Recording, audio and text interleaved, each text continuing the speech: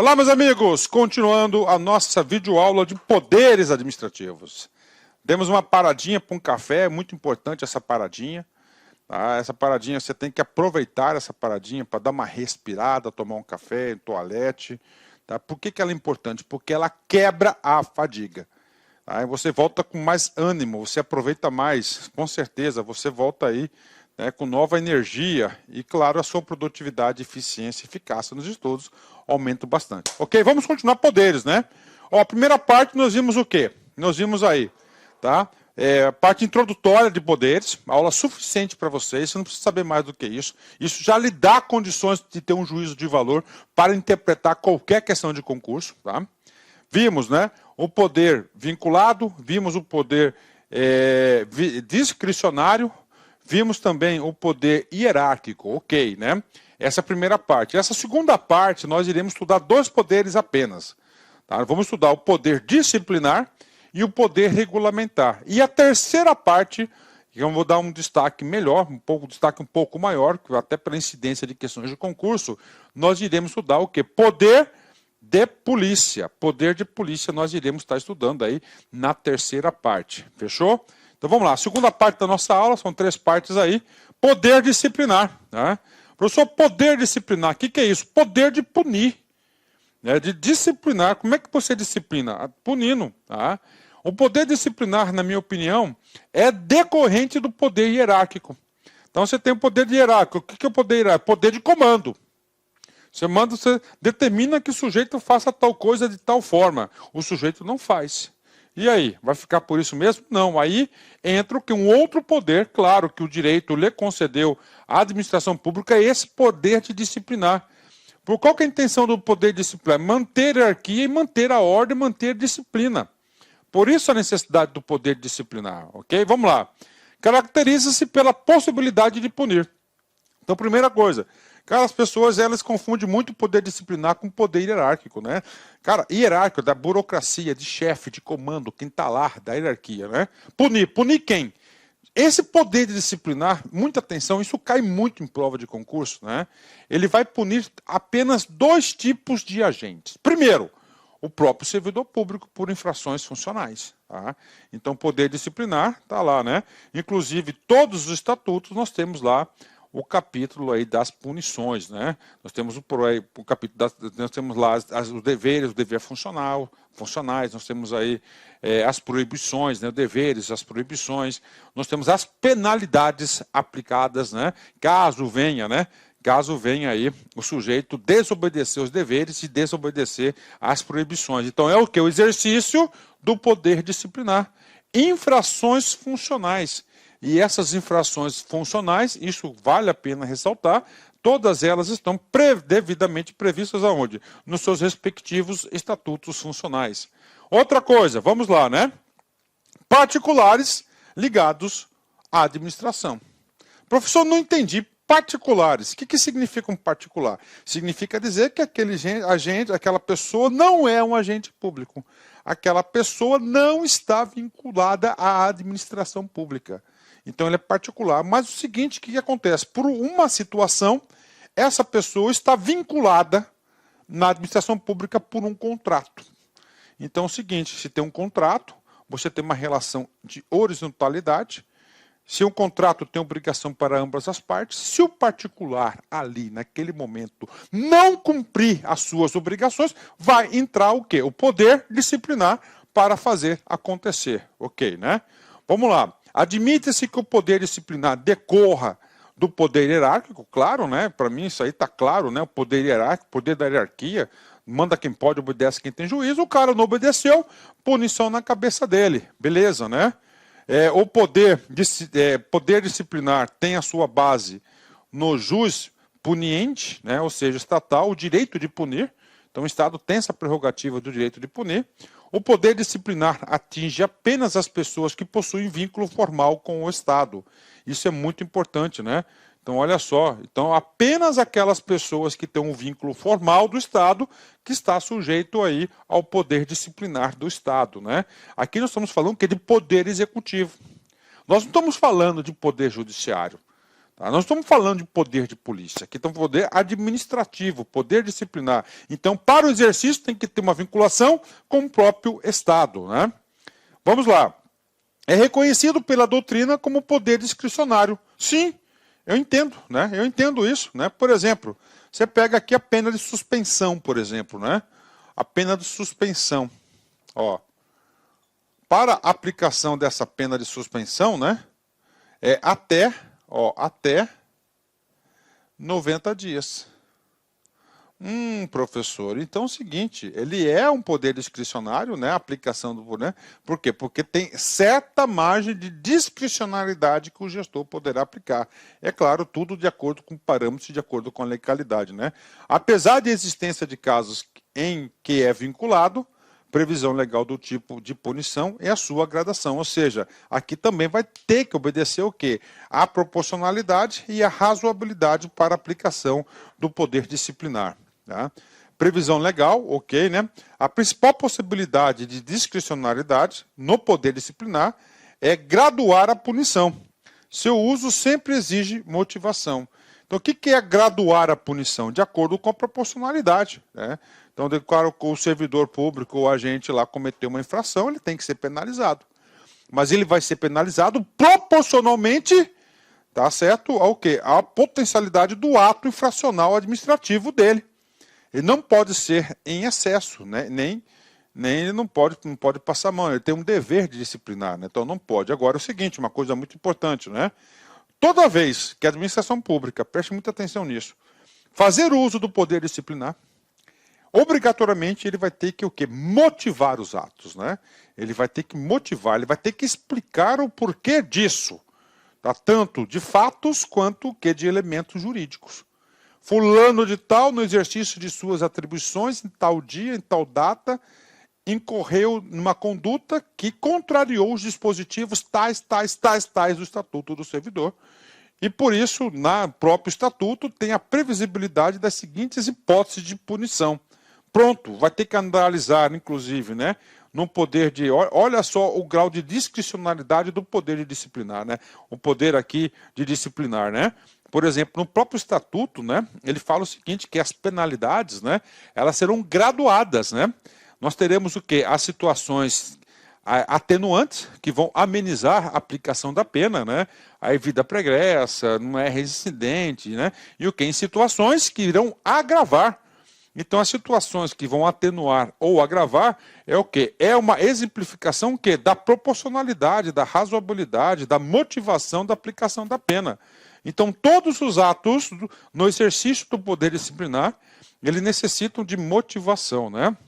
Então, o poder disciplinar, ele tem um poder de apurar as infrações, quando constatadas, né? Aplicação de penalidades, aqueles sujeitos à disciplina interna da administração, no caso, os próprios servidores ou particulares vinculados a contrato, né?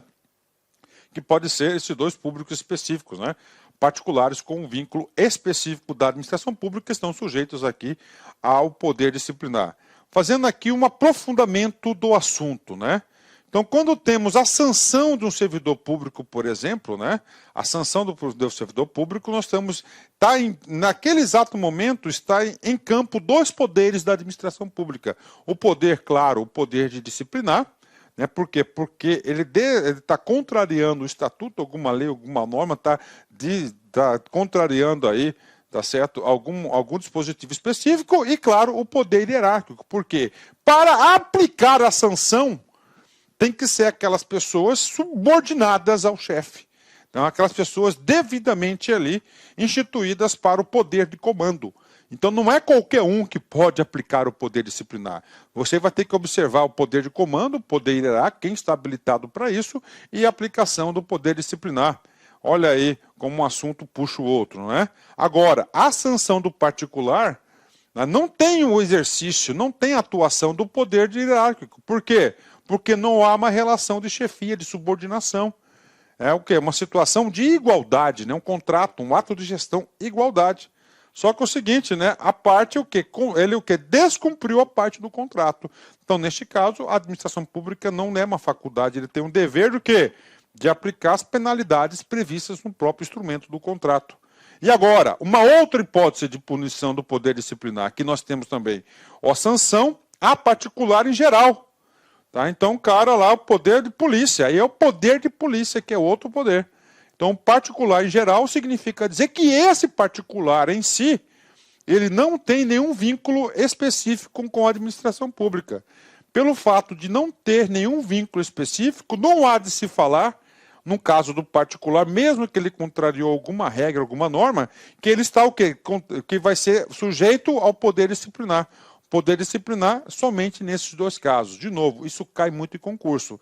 Já a sanção do particular em geral, que não tem nenhum vínculo específico com a administração pública, ele vai ser o quê? Ele vai ser ali objeto do poder de polícia, que a gente vai estudar na parte 3 da nossa aula, né? Fechamos aí esse assunto. E agora, professor, agora a gente vai estudar aqui o poder disciplinar. Só uma comparação entre o poder hierárquico e o poder disciplinar. São coisas diferentes, cara, e os alunos costumam confundir muito. Hierárquico, comando, burocracia, manda quem pode, obedece quem tem juízo, né? É o quê? Há uma subordinação, chefe e subordinado, entre órgãos e agentes. Órgãos, né? Então nós temos o quê? Um poder de organização dos órgãos, poder hierárquico, né? Então a administração pública vai dizer quem são os órgãos de comando superior, quem são de tático, quem são inferiores. E não só os órgãos, mas os agentes que ali representam, né? Uma ordenação e revisão da atuação de seus agentes. Apenas no âmbito interno, não alcança particulares, é somente o poder interno. Disciplinar. Ele tem apuração de infrações, a área de atuação, aplicação das sanções, claro, que ele contrariou, né? Está sujeito ao poder disciplinar apenas os servidores públicos, porque esses têm um vínculo com a administração pública, e particulares com vínculo específico, ou seja, via contratual, por exemplo, esses particulares aí também estão sujeitos ao poder disciplinar. Pronto, e aí, professor? Cara, de boa, né? Cara, cada situação dessa aí, você tem que entender o seguinte, cara. Como é que eu vou para a prova, cara? Cara, na prova você tem que ter uma formação sólida do juízo de valor. Com essa forma, não tentem, gente, decorar tudo porque é impossível. Então, você tem que exercitar, você tem que ir para a prova com uma formação de juízo de valor. E essa formação de juízo de valor lhe dá a possibilidade para você interpretar e chegar nas alternativas corretas, né? E agora, professor? Agora a gente vai para o poder regulamentar. É o outro poder administrativo que a administração pública tem também, né?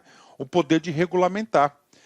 Esse poder de regulamentar é um poder secundário, é uma função atípica do poder executivo. Professor, por que atípica, gente? Porque a função típica de editar leis, né, de regulamentação, cabe o quê? Ao povo, ao Congresso Nacional, ao Poder Legislativo. Só que acontece o seguinte, né? Durante o exercício da administração pública, e até para a aplicação das próprias leis, né, há necessidade de quê? De normas subsidiárias, normas aqui secundárias, complementares às leis maiores. Então, esse poder regulamentar é o quê? É uma prerrogativa da administração para editar atos regulamentares e complementares às leis. Gente, de novo, ó, regulamentares e complementares às leis. Por quê? Porque essa lei aqui, obrigatoriamente, ela vai ter que ser editada, produzida pelo Poder Legislativo. Poder Legislativo. Fechou? 10, né? A lei nem sempre é autoexecutável. Sim, ela tem contida seus efeitos, né? Ela tem eficácia contida, né? Por que ela não é autoexecutável? Porque necessita de regulamentação. Normalmente, ó.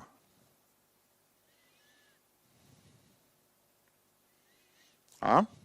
Cabe à administração criar os mecanismos de complementação. Por isso, né, que sabiamente nós temos o quê? O poder de regulamentação, poder de regulamentar. Né, porque para fazer acontecer a vontade do povo, né? O poder regulamentar é poder de complementar a lei. Não pode alterá-la. Por quê? Porque é inferior. Né? É inferior. Tá? Não pode, cara. O que pode alterar a lei? Somente uma outra lei. Professor, decreto. Cara, decreto altera decreto. Então, nós temos uma hierarquia das normas, né? Nós temos uma hierarquia das normas, né?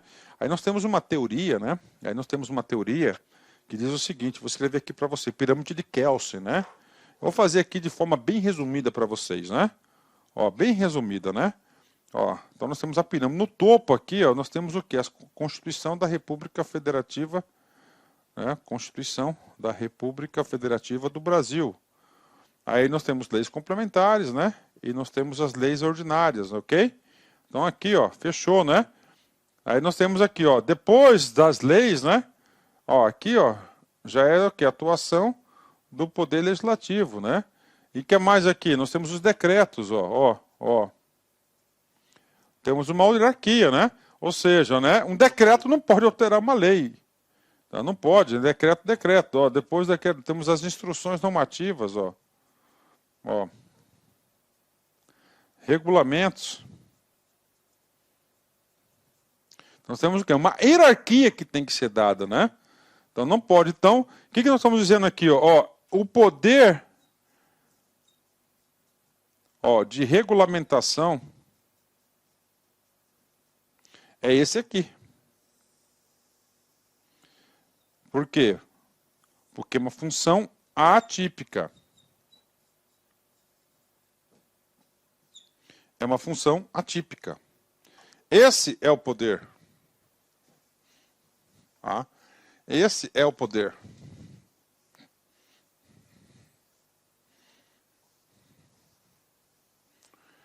Esse é o poder. Tá? Esse é o poder. Voltando aqui. Alterar a lei é abuso de poder regulamentar, invadindo a competência do legislativo. Exatamente. Então, esse aqui é o poder de regulamentar. E eu falo isso para vocês, cara, porque eu fui gestor, eu fui secretário, então há necessidade de regulamentação. Tá? Há uma necessidade muito grande de regulamentação. Então, é o seguinte, o que acontece? Se fosse depender apenas, se falasse, se não tivesse isso, gente, não ia funcionar as coisas, né? Primeira coisa que ia acontecer é o quê? Cara, as normas, não normas primárias, né? Mas essas normas, gente, o que acontece? E se deixasse somente pelo Poder Legislativo, cara, não ia dar conta. Inicialmente eu gostaria de pedir licença para vocês, pois interrompi seus estudos, mas este vídeo é um vídeo demonstrativo para você conhecer os nossos processos.